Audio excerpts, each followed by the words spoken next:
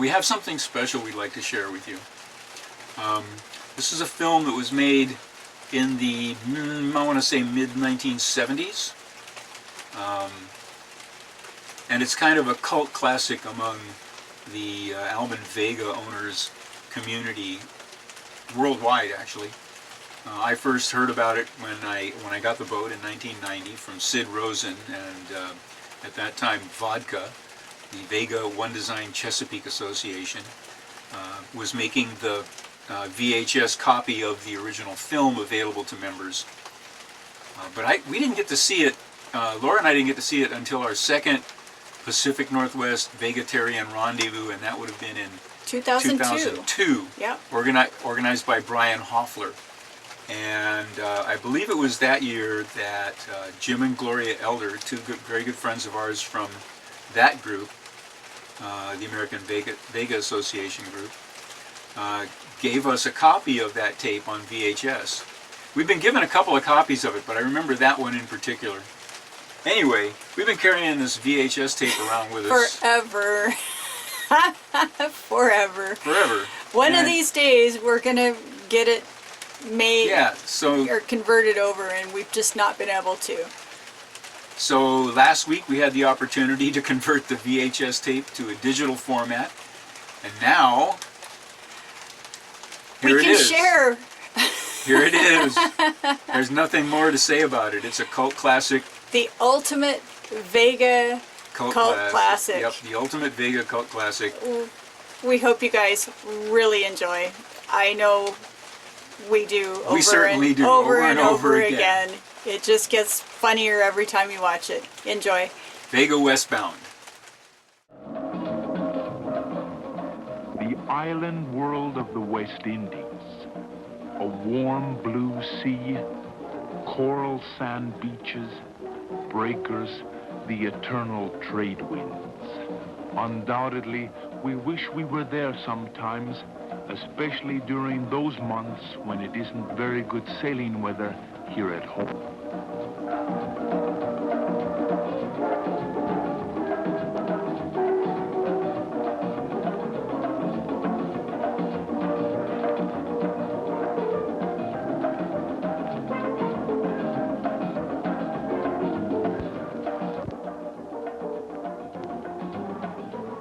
Coconut palms swaying in the wind, potted plants, although here they're not growing in any pots, of course, and long, long beaches. To be sure, the West Indies are a dreamland for many, many people, especially for those who like to sail. And there are a lot of sailors here, sailors from every corner of the world. And they have hundreds of islands and hundreds of harbors and anchoring spots to choose from. Of course, they usually cluster together in just a few places.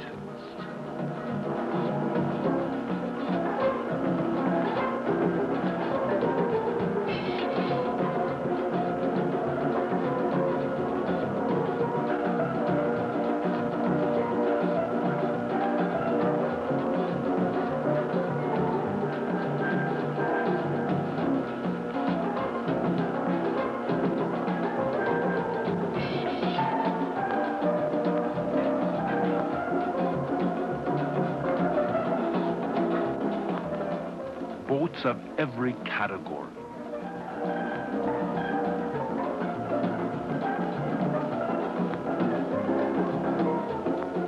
Yes, we wish we were there, almost every one of us. And one or two Swedish boats also make it over. A few big ones like this one, and also, and that's what we're going to talk about, one or two smaller boats. This one here, for example, this is the Sandra II, Captain Dimar Grim from Degerfors, newly arrived from Gambia on a cruise around the world. A Swedish-built Vega of just over 8 meters in length.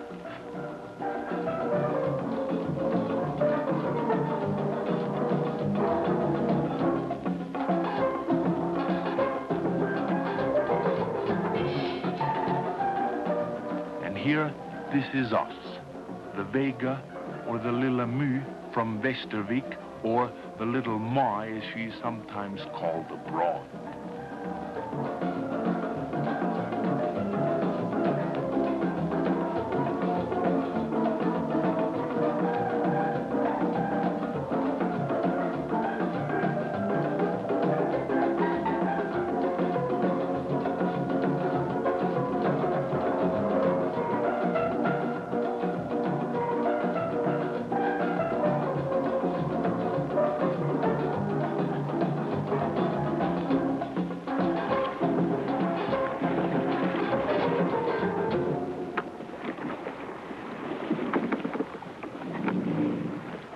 It was here that we began our Atlantic cruise, Gibraltar.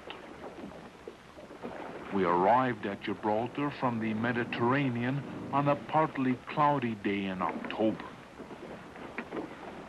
It's extremely important where you begin your Atlantic cruise, especially if you haven't planned on exerting yourself too much. Gibraltar has many advantages. The most important is that this is exactly where the very Atlantic begins.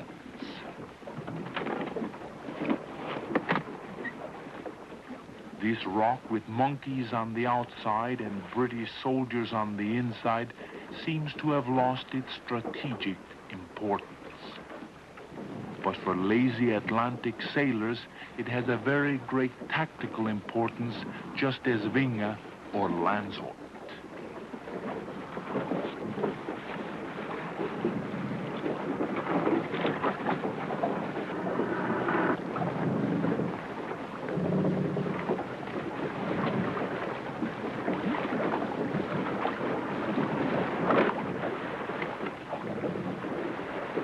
To tell the truth, most of the Swedish sailors on the Atlantic have had their greatest difficulties in the Baltic and in the North Sea, or in the English Channel, or possibly Biscayne.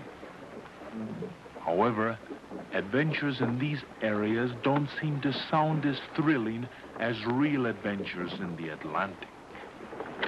So if you aren't determined to exert yourself needlessly, you can send your boat, as we did from our home port in Västervik, to Barcelona by train.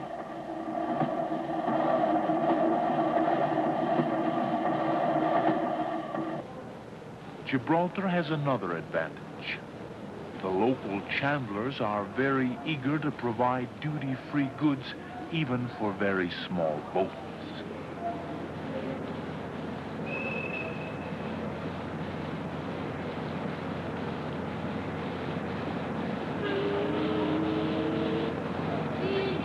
Stocking up is, of course, one of the most important things for cruises like these. Our French cook, Henri Lepleu, felt that we should do our buying more out of inspiration than through planning. And as far as we're concerned, the result was very good. Those who don't have an artist in the branch on board should, of course, make a list after seeing what's available on the local market. And here's another tip. Replenishing water supplies is a lot easier if you have the right size funnel and tubes.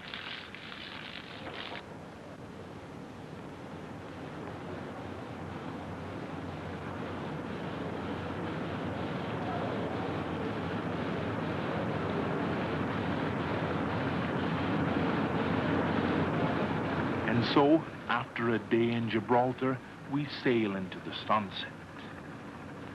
Hypercritical sailors have already seen that we have left our fenders out, but we are actually in the process of taking them in.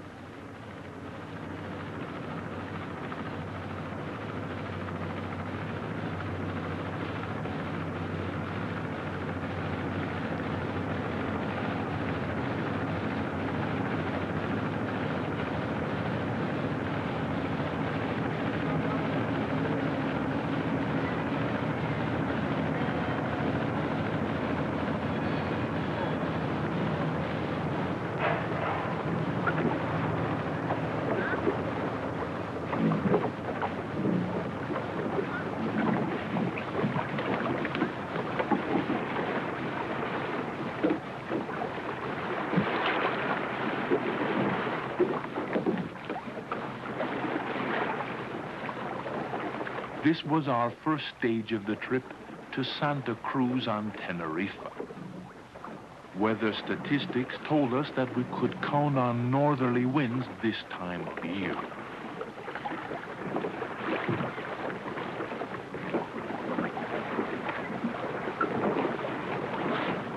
We thought we would quickly cover the 800-odd nautical miles, and it did go quickly.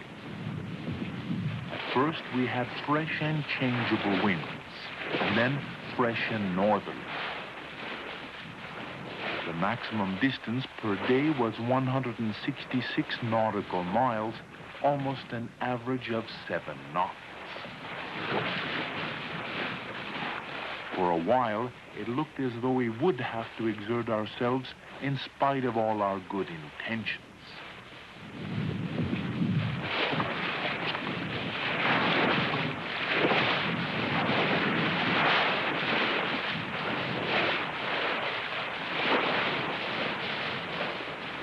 But this is our extra crew member who saved the rest of us a lot of work. A wind rudder by Hessler Gibbs, but we call it a galley, a very ingenious construction. If the boat changes course, then the weather vane turns, which then alters the rudder stabilizer in the water. And if the stabilizer turns in the water, then it is shifted by the water pressure like a pendulum. And this pendulum action goes over to lines leading to the tiller.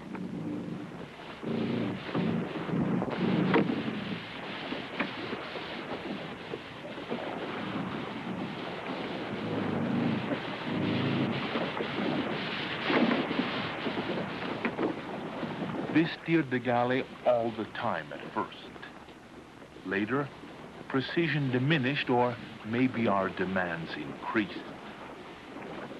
But the system functioned throughout the trip and gave the man on night watch a chance to enjoy his coffee in peace and quiet.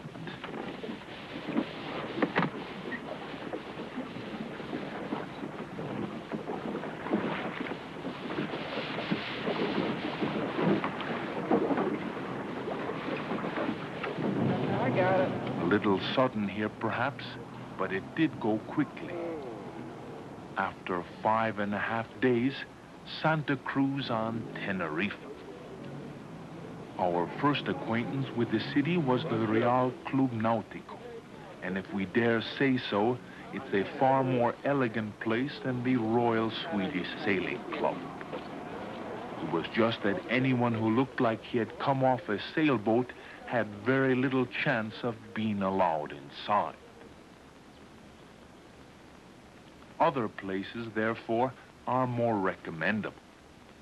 For example, the little fishing village of San Andreas north of Santa Cruz, or the rocky coast just outside of that village, where a colony of surfers and hitchhikers have settled down.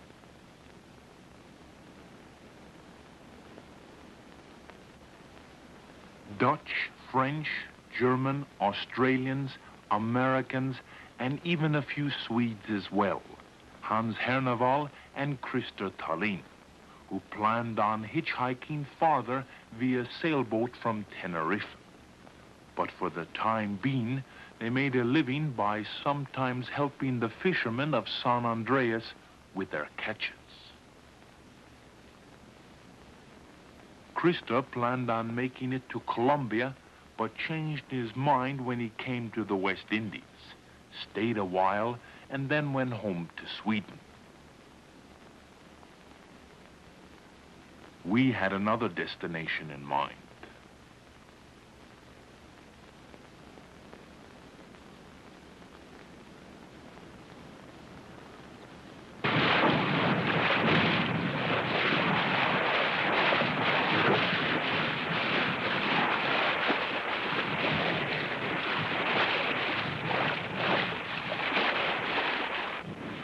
After Tenerife, we struck bad weather.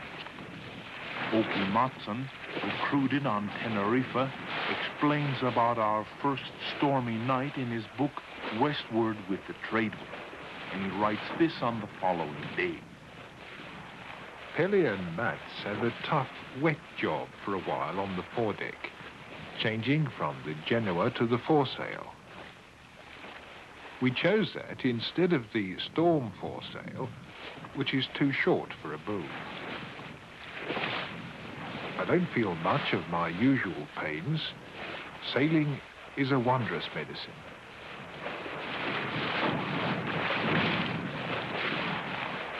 Oki's usual pain was from a few broken ribs, broken when he fell through an open hold one dark night in Santa Cruz Harbor. Be sure you take along a well-stocked medical kit if you're going out on a long cruise. The kit should contain items recommended by doctors with sailing experience who know what can happen. Familiarize yourself with the contents and keep on studying all the time. Our ship's pharmacy took up almost half a cubic meter and contained everything from blood plasma, penicillin, headache tablets, snake serum, and various painkillers with different strengths.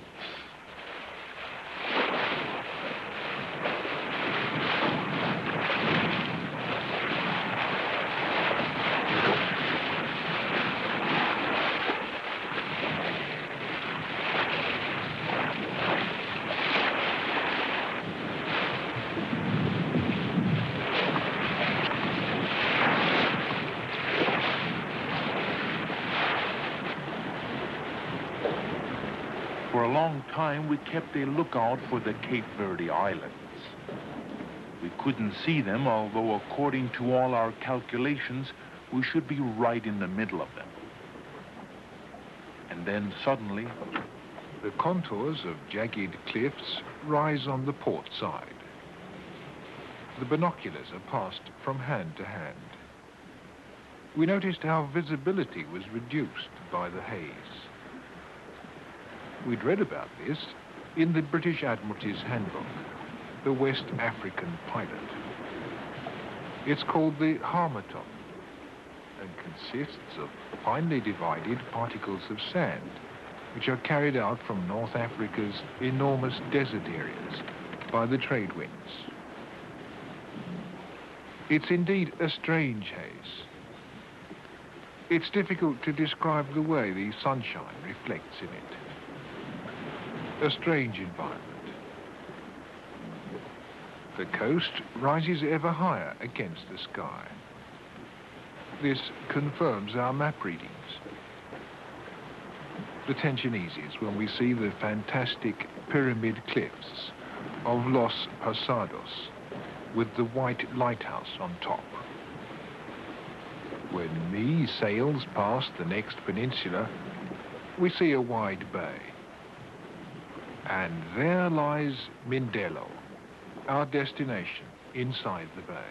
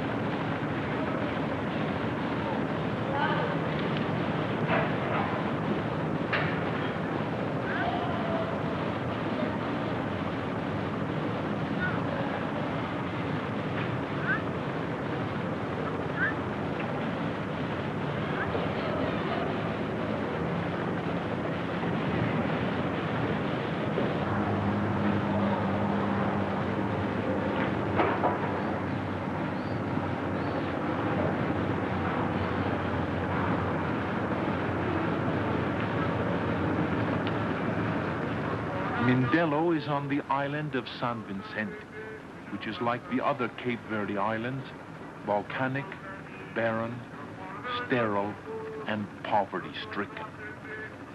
No tourists, but a lot of Portuguese soldiers. Mindelo is a military base. And in environment which can provide an unusual variety of travel memories. This is authentic Cape Verde music.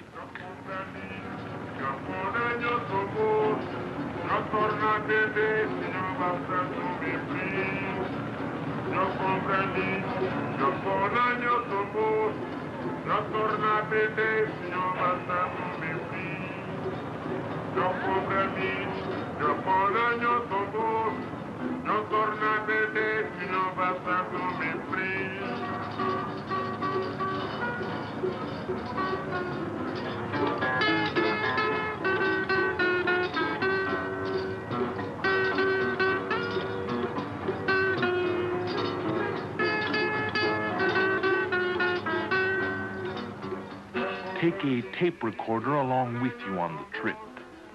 Then you can, just as we did, relive the memory of listening to the folk singers and remind yourself of your disappointment that it wasn't possible to film that night in Mindelo.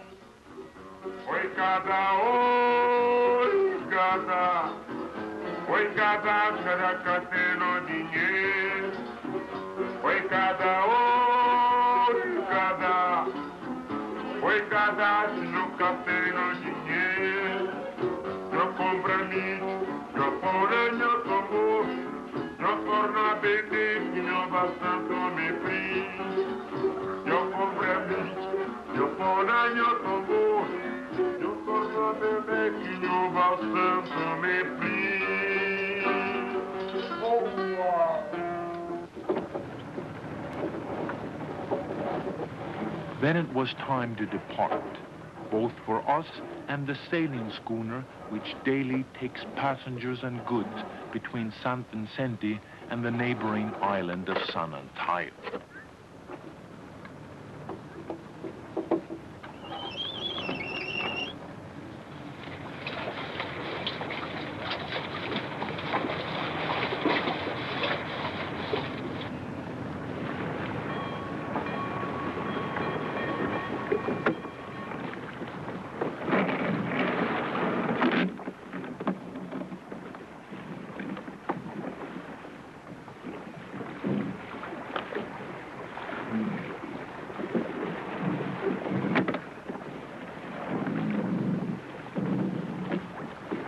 As you see, we have some fine company.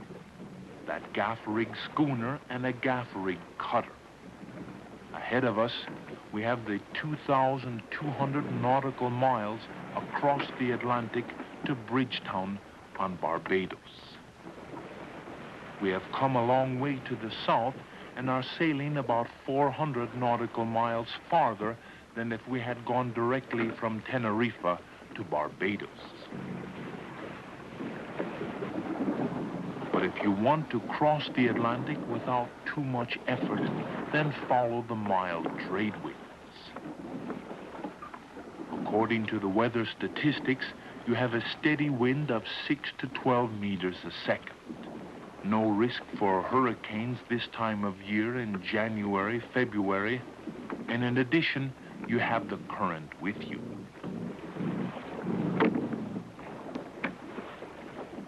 The weather statistics appear to be very accurate.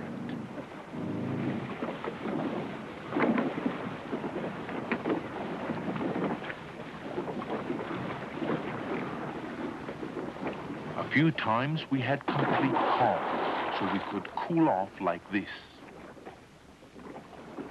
Water temperature, 26 to 27 degrees.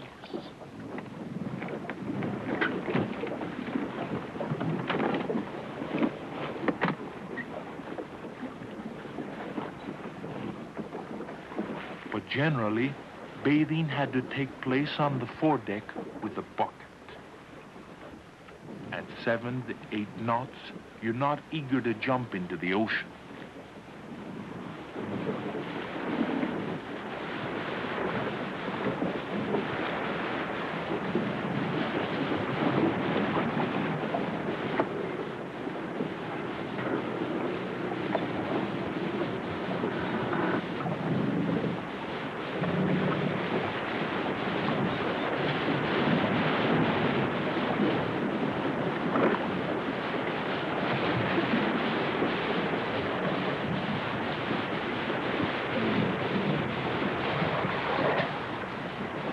cuisine is worth a separate chapter. Henri provided us with first-class French cuisine even during rough weather and high waves. This is what Åke Mattsson writes. Today's distance, 140. The same as yesterday. Excellent food from the galley. Grilled chicken with vegetable salad and French fries. Rosé wine and stewed fruit. Coffee with brandy. What do you say about that in an 8-meter boat?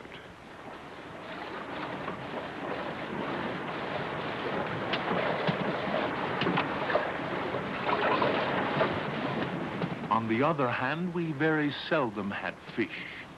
This was our only catch, except for a few flying fish which landed on deck, apart from the one that hit Åke Mattsson on the ear. Good food and lots of it is also very important for morale. It keeps spirits high and prevents seasickness at least sometimes. Because of the wild dancing of the boat, table etiquette becomes a little too casual to do justice to the French culinary art.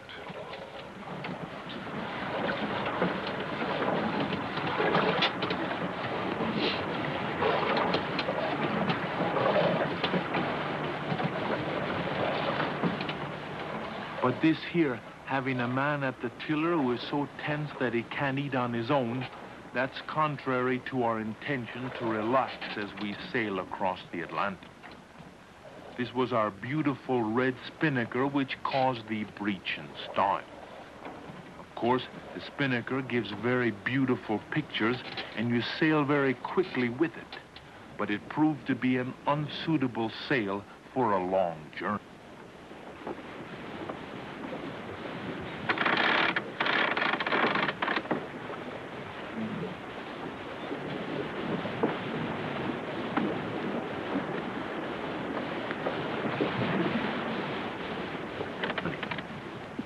The captain had a troublesome hourglass in the sail. The bottom binding snapped. During Henri's watch, the spinnaker's corner binding tore off.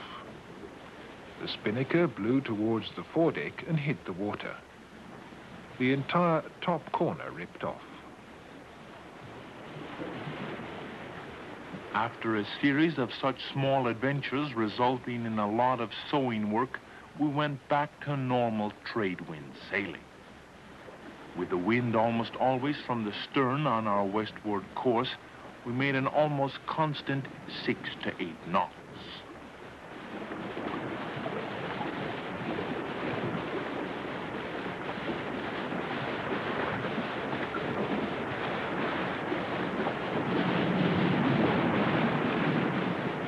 And then, early one morning, after 14 days and some hours sailing from Mindelo, we met fishing boats from Barbados in the sunrise. Now here is one of the most difficult moments in Atlantic sailing. We'd forgotten to get a yellow inward clearance flag for the mead, but Pele had a yellow pillowcase. The police boat came after an hour.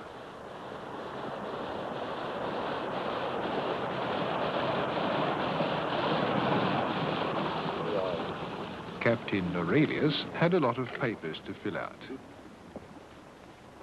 We couldn't say where our destination was for the time being, or where we ourselves were headed, so that complicated matters, especially when we didn't have any time schedules either.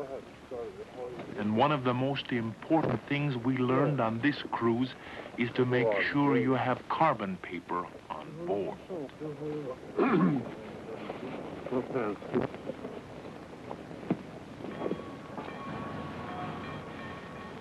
And so, finally to Bridgetown, Barbados. Lealea, or maybe we should say Little Mu's first port in the West Indies. A completely normal, modern town with the usual streets for us to get rid of our sailor's gait.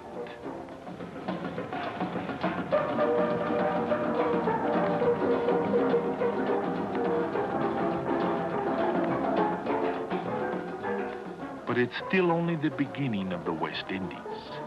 St. Vincent, St. Lucia, Martinique, Dominique, and all the rest lie a few days' journey away. As our friend Oki writes, you never regret a cruise to and in the Antilles. You only wish you were back there again.